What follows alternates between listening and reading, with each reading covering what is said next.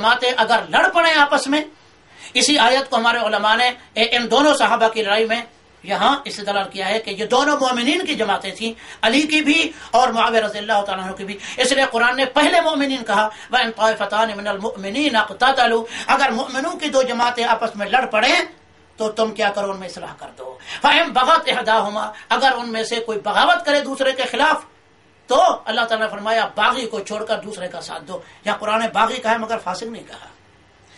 तो इस वजह से अल्लाह ताला ने पहले उनको मोमिनीन कहा है, इससे मालूम हुआ वो फासिक नहीं है।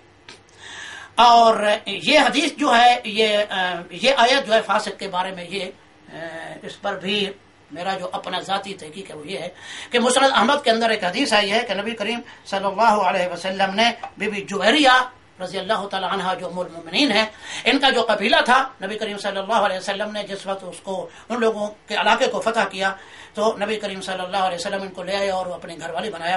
तो नबी करीम सल्लल्लाहु अलैहि वसल्लम के पास इनके वालिद आए और आकर कहने लगे बीबी जुवैरिया के कि हमारे पास तुम कोई आदमी भेजो ताकि हमारे ज़कात सदका का जो माल है हम जमा करके उनको दे दें।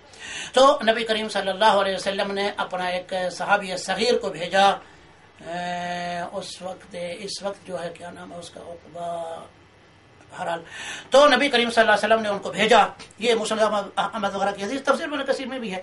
तो नबी करीम सल्लल्लाहु अलैहि वसल्लम ने उनको भेजा, लेकिन जिस वक्त ये गए तो वो लोग इसके इस्तकबाल के लिए आने लगे तो इनको डर खौफ महसूस हो गया।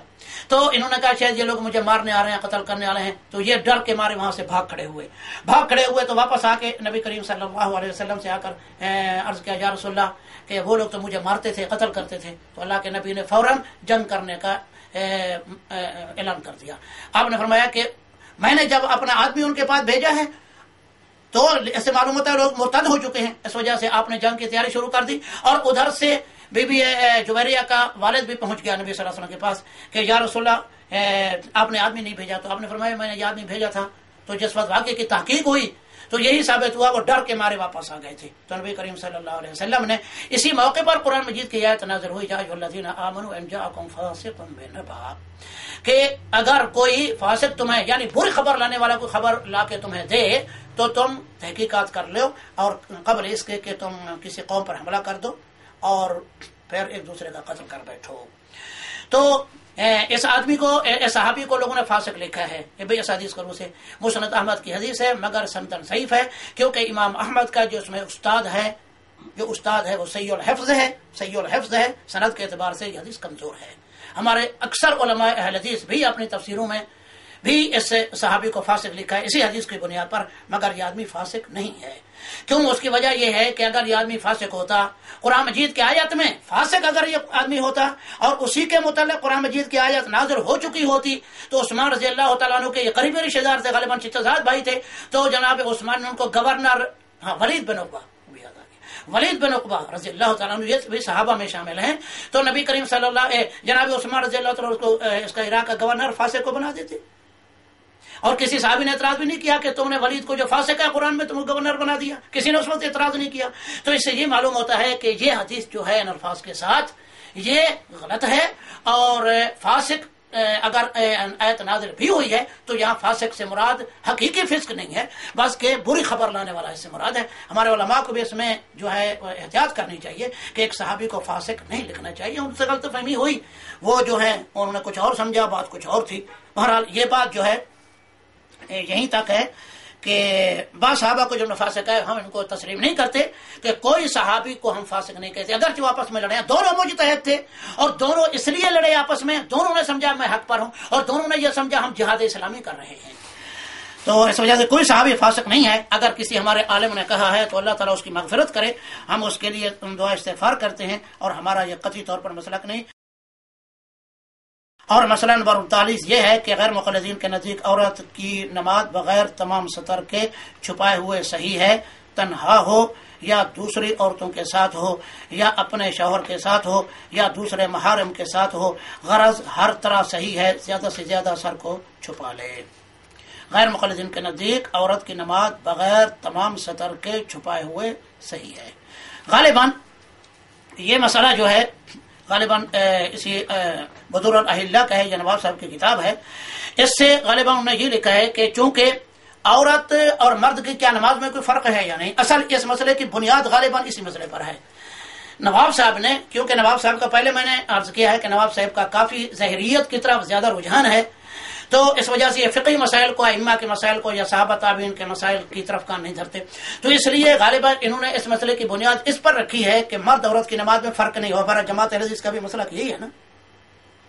اگر ہم اس مسئلے کو تھوڑا آگے لے جائیں، جس طرح یہاں ہمارے شاہ صاحب لے گئے، نواب صاحب یعنی سید تھے رحمۃ اللہ علیہ، اگر ہم اس مسئلے کو تھوڑا آگے یعنی دیوبندی بریلوی کے سامنے کہے تو ہم دیتے ہیں یعنی اس کی نماز عورت مرد کی نماز میں فرق نہیں ہے۔ اگر کوئی دیوبندی بریلوی مقلد اگر ساجد بھائی کر دے یہ سوال جو جہاں فٹ ہے، ہمارا حدیث کیا ہے، کیا جواب دے گا؟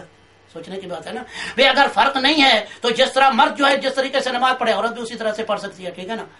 مرد کے متعلق کیا ہے؟ مرد کے متعلق تو یہ ابن حزم رحمۃ اللہ نے لکھا ہے کہ خالی فرجین کو ڈھانک لے، اور یہ صحیح یعنی قرآن و سنت کے اندر ران بھی مرد کے لیے سطر نہیں ہے، ران بھی نہیں، گھٹنا بھی نہیں، صرف آدمی کا اگلا اور پچھلا فرج جو ہے صرف وہی ہے بس، باقی بدن اگر انسان کا ننگا ہوتا بھی اس کی نماز ہو سکتی ہے وغیرہ وغیرہ جو بات کر، زیادہ سے زیادہ کندھے دونوں ڈھانک لے اور گھٹنا ڈھانک لے، اور باقی ران ہو گئی، اس ران کے نیچے پنڈلی ہو گئی، باقی پاؤں وغیرہ ہو گیا، عورت تو یہ ننگا نہیں کر سکتی نا، عورت تو نہیں کر سکتی۔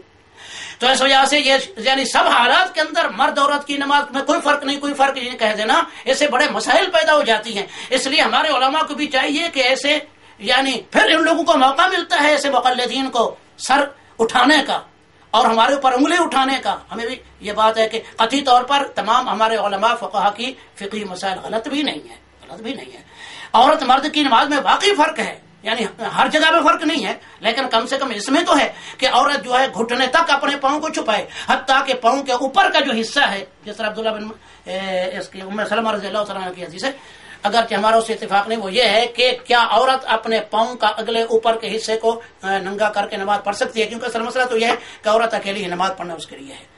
اگر کسی جگہ مردوں کے ساتھ یا کسی جگہ پہ نماز پڑھ بھی رہی ہے تو کیا ٹخنے کو اس کے چھپانا، یہ تو اتفاق ہے، عورت ٹخنے تک چھپانا عورت کو اس پر اتفاق ہے، پنڈلی پر بھی اتفاق ہے، صرف مسئلہ ہے اس کے یعنی منہ کے نکالنے کا، کیونکہ چہرہ صحیح حدیث کے مطابق چہرہ جو ہے وہ فرض نہیں ہے اس کا چھپانا، اس وجہ سے چہرے کو اگر کھلا رکھے گی تو نماز کے اندر تو کھلا رکھنا ہی پڑے گا اس کو، کیونکہ تاکہ منہ چھپانا تو نماز کے اندر تو ممنوع ہے، اس وجہ سے بہرحال ٹخنے تک عورت کو چھپانا فرض ہے۔ باقی رہا کیا عورت کے اوپر کا قدم کا اوپر جو حصہ ہے، وہ بھی بی بی ام سلمہ کی حدیث میں یہ ہے کہ آپ نے فرمایا کہ عورت ایسے کپڑے کے اندر نماز پڑھے، لمبا اس کا قمیص ہونا چاہیے، یغطی ظہور قدمیہا، کہ عورت کے قدم کے اوپر کا جو حصہ ہے وہ چھپا لے۔ یہ حدیث موقوف ہے، اصل میں سند کے اعتبار سے یہ حدیث موقوف ہے، یعنی بعض روایات میں اللہ کے نبی کا الفاظ آئے ہیں، لیکن صحیح محدثین کی تحقیق کے مطابق یہ بی بی ام سلمہ رضی اللہ تعالی عنہا کا قول ہے،